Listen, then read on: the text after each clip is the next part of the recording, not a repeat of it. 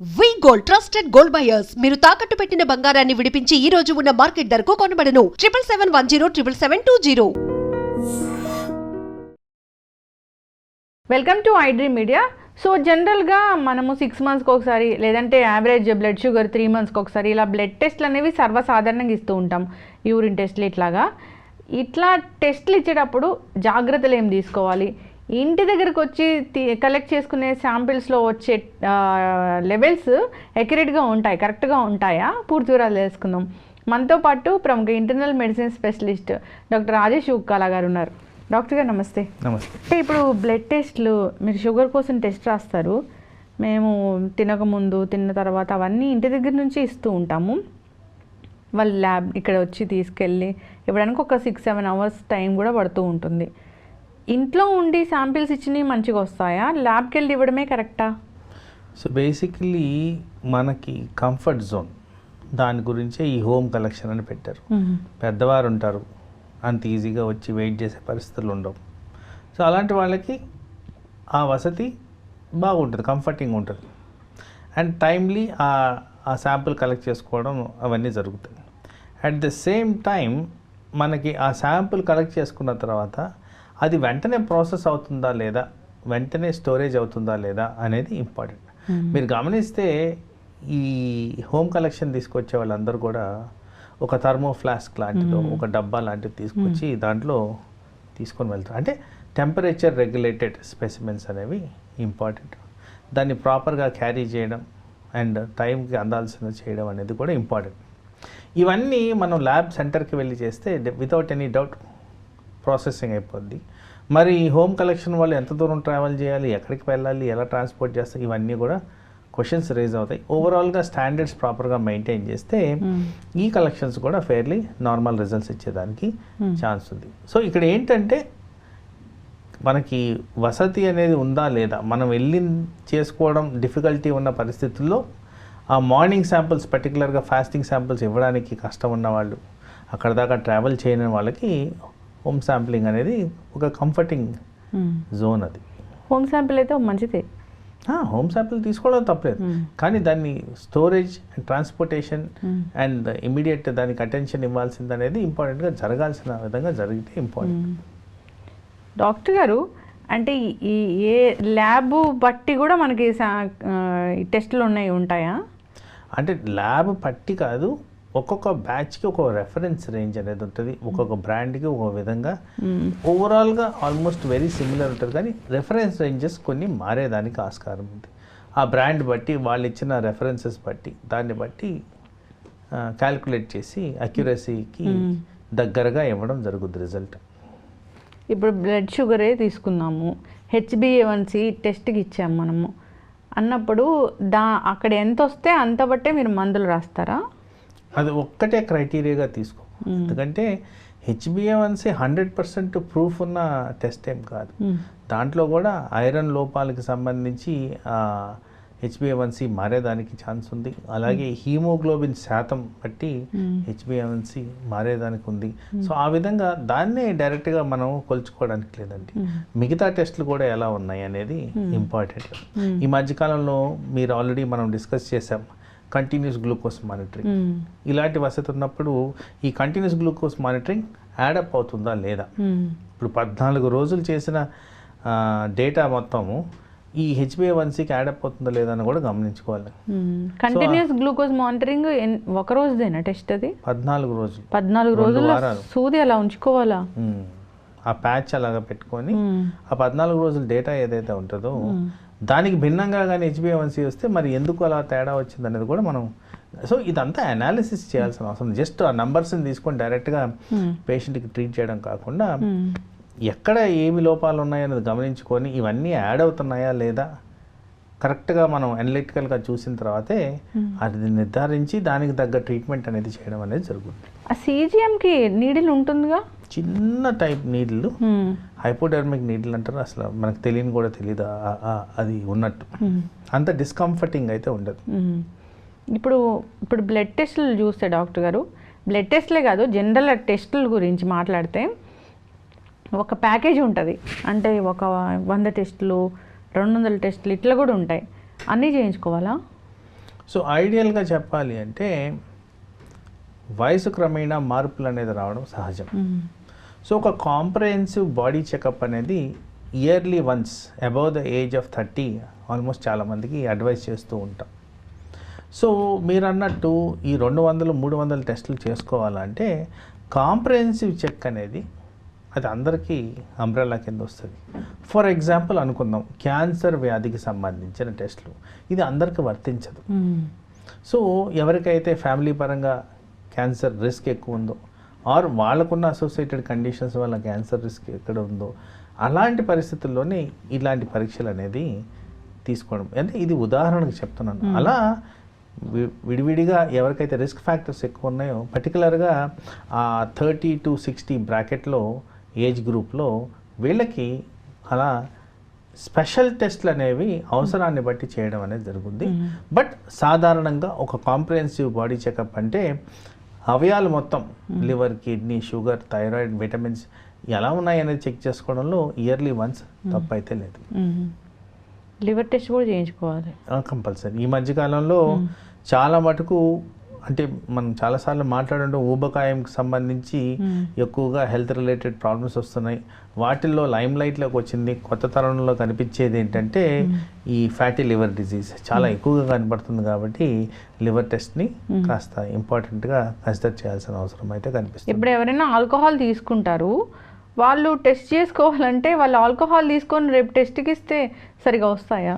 Definitely సరిగ్గా రావు. ఎందుకంటే alcohol మేజర్గా ఇంపాక్ట్ చేసేది లివర్ని. లివర్లోనే ఆల్మోస్ట్ మనకు జరగాల్సిన జీవక్రియలు, enzyme formation, vitamin formation, toxin elimination చాలా రకాలుగా చాలా ఇంపార్టెంట్ ఏరియా. అది ఒక ఫ్యాక్టరీ. అది ఆ ఫ్యాక్టరీని డైరెక్ట్గా హిట్ చేస్తున్నాం కాబట్టి ఆల్కహాల్ ద్వారా జనరల్గా వచ్చే రిజల్ట్స్ అంత గట్టిగా ఉండవు.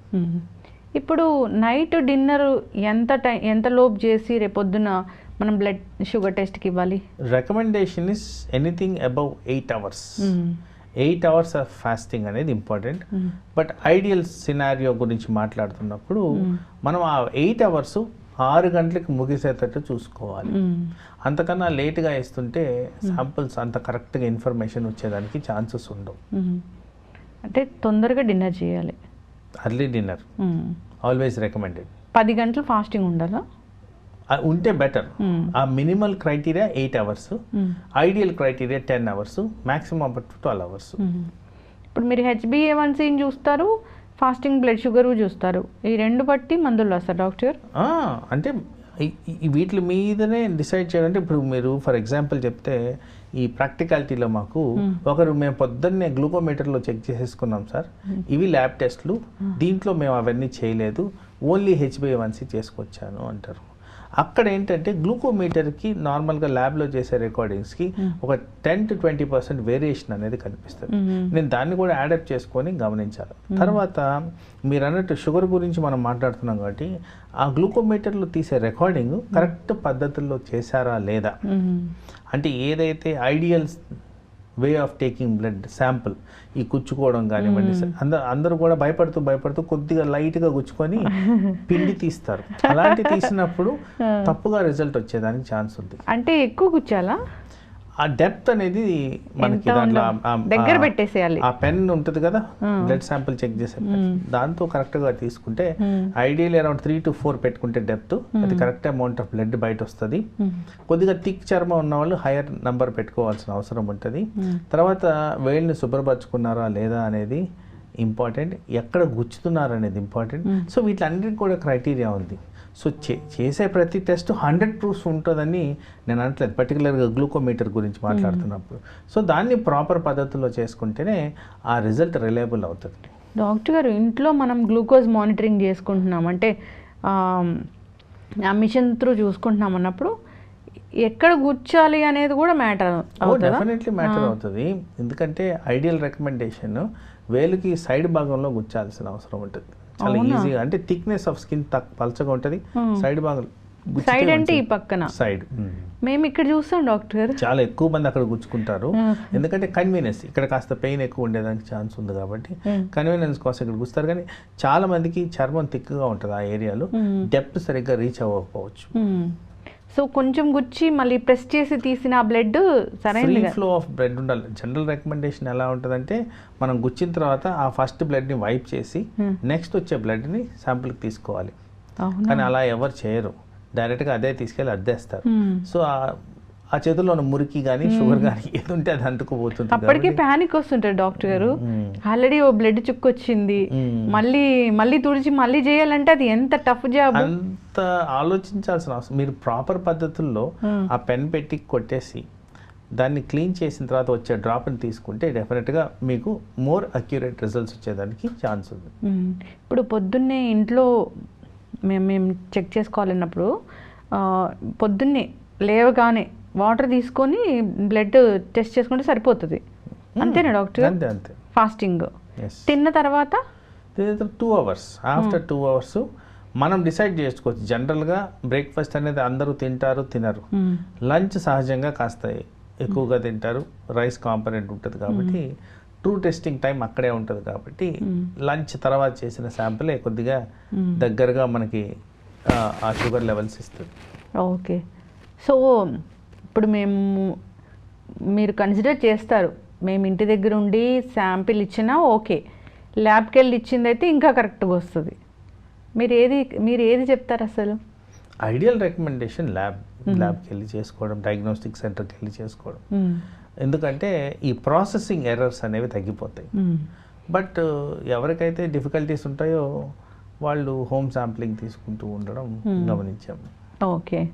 సో ఎప్పుడు చెప్తారు ఏంటంటే అబ్డామిన్ స్కాన్ కూడా రాస్తూ ఉంటారు 1 yearకి ఒకసారి, అది ఎందుకు డాక్టర్ గారు? సో అబ్డామినల్ స్కాన్ అనేది ఇప్పుడు నేను ఇందాక హైలైట్ చేసినట్టు ఫ్యాటీ లివర్ అనేది చాలా తరచుగా మేము గమనిస్తున్నాం. అది ఒక్కటే కాకుండా కిడ్నీలు ఎలా ఉన్నాయి, కిడ్నీలు ప్రవర్తన ఎలా ఉంది. తర్వాత ఈ మధ్యకాలంలో మీరు గమనిస్తే రాళ్ళు ఎక్కువ కనిపిస్తున్నాయి, కిడ్నీ స్టోన్స్, వాటికి సంబంధించి ఎలా ఉంది. తర్వాత డయాబెటిక్ పాపులేషన్ పెరుగుతున్న తరుణంలో ఈ బ్లాడర్ ఇన్ఫెక్షన్స్ అంటే యూరినరీ ట్రాక్ట్ ఇన్ఫెక్షన్స్ ఎక్కువగా ఉన్నాయి, అంటే దాన్ని సిస్టైటిస్ అంటాం. మరి అది దానికి సంబంధించి ఏముంది. తర్వాత మగవాళ్ళల్లో కాస్త ఏజ్ పైబడిన వాళ్ళు, పర్టికులర్గా 50-60 అరౌండ్ ఉన్న వాళ్ళకి ప్రాస్టేట్ కణం మారుతూ వస్తుంది. ఆ ప్రాస్టేట్కి సంబంధించిన ఇన్ఫర్మేషన్ ఎలా ఉంది. సో జనరల్గా ఇలాంటివి కనుక్కుంటాం. తర్వాత ఫ్యూ ఇన్సిడెంటల్ ఫైండింగ్స్, జనరల్గా నార్మలే ఉంటుంది అంతా, కానీ ఎక్కడో దగ్గర ఒక స్మాల్ సిస్టో సమ్ అబ్నార్మాలిటీ కనుక్కోవడం అనేది జరుగుతుంది. కాబట్టి ఒక రొటీన్ స్కానింగ్ చేసుకోవడం అనేది ముఖ్యం. ఓకే. ఇప్పుడు హిమోగ్లోబిన్ తక్కువ ఉన్నా కానీ బ్లడ్ షుగర్ HbA1c తేడా వస్తుంది. ఎస్, కరెక్ట్గా ఉండాలి. ఎస్, ఎందుకంటే ఈ హీమోగ్లోబిన్ కాంపనెంట్ ఏదైతే ఉంటుందో దాని చుట్టూ ఒక పొరలాగా షుగర్ రోల్ అవుతూ పోతుంది. ఎన్ని లేయర్స్ చుట్టితే అంత షుగర్ ఎక్కువగా ఉన్నట్టు. So haemoglobin life span 120 days average చొప్పున. సో ఆ 120 days లైఫ్ స్పాన్ని షుగర్తో పోల్చుకుంటూ ఈ HbA1cని డివైస్ చేశారు. కాబట్టి డెఫినెట్గా హీమోగ్లోబిన్లో చేంజెస్ వచ్చినప్పుడు ఈ షుగర్ శాతం కూడా మారేదానికి ఛాన్స్ ఉంది. చక్కటి ఇన్ఫర్మేషన్ డాక్టర్ గారు. టెస్టులు ఇచ్చే ముందు మనం హైజీన్గా ఉండాలి, అవతల వాళ్ళు హైజీన్గా ఉన్నారా అనేది కూడా మనకి గమనించుకోవాలి. ఎప్పుడు మంచి ల్యాబ్లో టెస్టులు ఇస్తే కనుక కరెక్ట్గా లెవెల్స్ అనేవి వస్తాయి, రీడింగ్స్ అనేవి వస్తాయి. ఇంట్లో గ్లూకోజ్ మానిటరింగ్ చేసుకునేటప్పుడు కూడా జాగ్రత్తలు తీసుకోవాలి. మీరు చెప్పిన పద్ధతులు ఫాలో అవ్వాలని కోరుకుందాం డాక్టర్ గారు. ఇయర్లీ వన్స్ ఇంట్లో ఉండైనా ఇవ్వండి, ల్యాబ్కి వెళ్ళైనా ఇవ్వండి, ఎక్కడైనా ఇయర్లీ వన్స్ మీరు చెకప్ చేయించుకుంటే మంచిది. 3 monthsకి ఒకసారి మీరు HbA1c చెప్తారు కాబట్టి ఖచ్చితంగా ఫాలో అవ్వాల్సిందే. చక్కటి ఇన్ఫర్మేషన్. ధన్యవాదాలు డాక్టర్ గారు. And for more videos, Please subscribe to iDream. Please subscribe to iDream. Please subscribe iDream. And please subscribe to iDream. For more videos, subscribe to iDream. please like, share and subscribe to the channel. Congratulations, iDream. Subscribe to iDream. Subscribe to iDream. So subscribe to iDream Media. iDream ki iDream team andarki huge congratulations. Please subscribe iDream Media. Please subscribe to iDream. Subscribe iDream. Please subscribe to iDream. iDream అంటే నా కళల channel subscribe చేసుకున్న నోరు తిరుగుతలేదు, మీరైతే గంట గుర్తు కొట్టండి. For more such videos, please subscribe to iDream. Subscribe to iDream. Please subscribe to iDream. Please subscribe iDream Media. Please do subscribe to iDream. Please subscribe to iDream Media. For best entertainment and information, please subscribe iDream. And don't forget to subscribe to iDream.